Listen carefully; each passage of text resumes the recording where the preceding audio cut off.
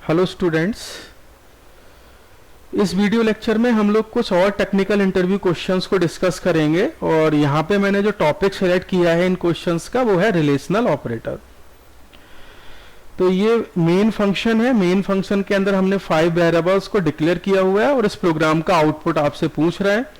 तो ये मैंने मेमोरी ब्लॉक सभी के बनाए हुए हैं 5 वेरिएबल्स के। तो x का वैल्यू 15 है, y का वैल्यू 10 दिया हुआ है और z का वैल्यू 12 है। u और v के पास कोई वैल्यू असाइन नहीं की है, तो कोई गार्बेज वैल्यू हो सकती है। अब इसमें नेक्स्ट स्टेटमेंट को हम देखते हैं।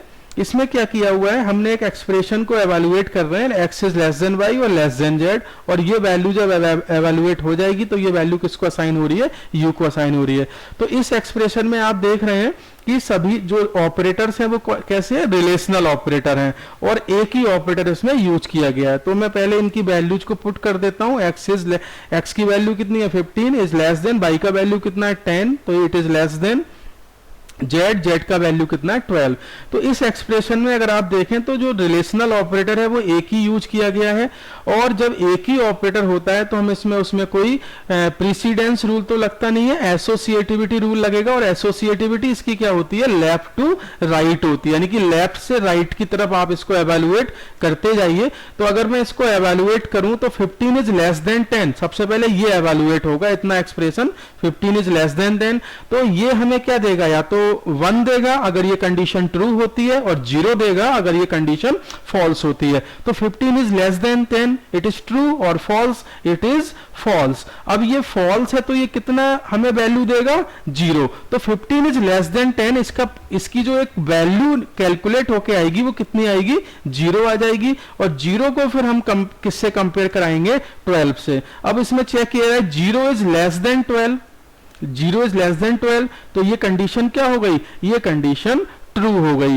तो ये हमें कितना वैल्यू दे देगा, 1 वैल्यू दे देगा। यानी कहने का मतलब क्या हुआ, हमने इससे इसको एवेलुएट कर लिया और इस एक्सप्रेशन से हमारी वैल्यू निकल के कितनी आ गई, 1। तो u को कितनी, यहां से ये वैल्यू किसको असाइन हुई है, u को। तो u को कितना वैल्यू हमारा मिलने वाला है, u को वैल्यू मिलने वाला है हमारा 1। तो u की वैल्यू हो गई 1। ठीक है, अब हम अगला स्टेटमेंट देखते हैं। इसमें हमें किसकी वैल्यू निकालनी है, v की वैल्यू इसमें हमें निकालनी है। तो ये एक्सप्रेशन देखें तो इसमें देखिए क्या क्या हो रहा है। इसमें अर्थमेटिक ऑपरेटर लगा हुआ है एक तो प्लस, और इसमें रिलेशनल ऑपरेटर है, एक ग्रेटर देन और एक लेस देन इक्वल टू। तो अर्थमेटिक जो, अब यहां पे देखिए आपकी प्रीसीडेंस रूल भी लगेगा, क्योंकि अर्थमेटिक ऑपरेटर की जो प्रीसीडेंस होती है वो क्या होती है, हाई होती है। तो पहले तो मैं इसमें वैल्यू को पुट कर लेता हूं। z का वैल्यू कितना है, 12 है, 12 इज 12 प्लस y का वैल्यू कितना है 10। तो 12 प्लस 10, सबसे पहले मुझे इसको एवेलुएट करना होगा 12 प्लस 10 को, लेकिन मैं इसमें एक्सप्रेशन में सभी की वैल्यू पुट कर देता हूं। पहले x का वैल्यू कितना है 15 है, तो 15 इसमें पुट हो गया। फिर लेस देन और इक्वल टू u का वैल्यू कितना मैंने कैलकुलेट किया है, अभी ऊपर 1 कैलकुलेट किया है। तो ये एक्सप्रेशन हमारा हो गया ये। अब इस एक्सप्रेशन में मैं क्या करूंगा, इसको एवेलुएट करूंगा। अब इसमें जब एवेलुएट करूंगा तो सबसे पहले किसको एवेलुएट करूंगा, अर्थमेटिक ऑपरेटर को। जितने भी अर्थमेटिक ऑपरेटर्स होंगे वो सबसे पहले एवेलुएट होते हैं, क्योंकि उसकी प्रीसीडेंस क्या होती है, प्रायोरिटी क्या होती है, हाई होती है। तो 12 प्लस 10 कितना हो गया 22, इसने तो मुझे 22 दे दिया। अब ये 22 इज ग्रेटर देन 15 और इसके बाद लगा हुआ है लेस देन इक्वल टू 1। अब ये जो एक्सप्रेशन मेरा यहां पे कैलकुलेट होके आया है, अब इसमें मैं अगला कौन सा ऑपरेटर सॉल्व करूंगा। अब देखिए इसमें 2 ही ऑपरेटर बचे हुए हैं, एक तो ग्रेटर देन और एक लेस देन इक्वल टू। तो ग्रेटर देन और लेस देन इक्वल टू, इन दोनों की जो प्रायोरिटी होती है, प्रीसीडेंस, वो सेम होती है। तो इसमें अब कौन सा रूल लगेगा, एसोसिएटिविटी। और एसोसिएटिविटी इसकी क्या होती है, लेफ्ट टू राइट, यानी कि लेफ्ट से राइट तक हम जाएंगे और जो ऑपरेटर मुझे पहले मिलेगा उसको मैं पहले एवेलुएट कर दूंगा। तो 22 इज ग्रेटर देन 15, सबसे पहले ये एवेलुएट होगा। तो ये कंडीशन है, अब ये या तो 1 देगा या 0 देगा। 1 कब देगा, जब ये कंडीशन ट्रू होगी। तो 22 इज ग्रेटर देन 15, ये कंडीशन ट्रू है तो ये मुझे देगा 1। अब 1 is less than equal to 1। अब इसमें एक ही ऑपरेटर रह गया लेस देन इक्वल टू 1 वाला, अब हम इसको एवेलुएट कर देंगे। अब ये जो 1 is less than equal to 1 है, ये भी कंडीशन ट्रू हो गई, तो ये हमें कितना दे देगा, 1 दे देगा। तो 1 is less than equal to 1 हो, ये कंडीशन हमारी क्या हो गई, ट्रू हो गई है। और जब ट्रू है तो ये हमें कितनी वैल्यू रिटर्न कराएगा, 1। तो ये 1 वैल्यू किसको असाइन हो जाएगी, 1 वैल्यू असाइन हो जाएगी b को। तो एक तरह से हमारा u भी 1 हो गया और v वेरिएबल की वैल्यू भी क्या हो गई, 1 हो गई। अब यहाँ पे हम प्रिंट करा रहे हैं u और v की वैल्यू, तो इसमें क्या प्रिंट हो जाएगा, पहले 1 प्रिंट होगा फिर 1 प्रिंट हो जाएगा, तो इसका आउटपुट क्या हो जाएगा 1 1। This is my second question.